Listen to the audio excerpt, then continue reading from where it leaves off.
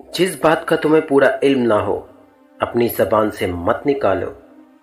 जिस तरह तुम किसी को अपने हुस्न इखलाक से दोस्त बना सकते हो, इसी तरह बद इखलाकी से अपने दोस्तों के मुखालिफ भी बन सकते हो।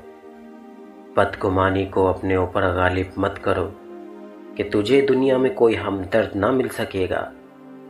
नेकी कर और मखलूक को तरीक़ा नेकी सिखा।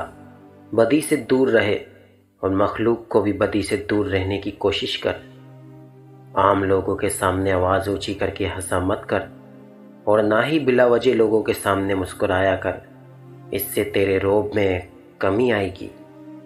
जब तुम्हें ये यकीन हो जाए कि मैं अहल वयाल की जिम्मेदारी उठा सकता हूँ, फ़ौरन शादी कर लो, फ़ायदे में रहोगे।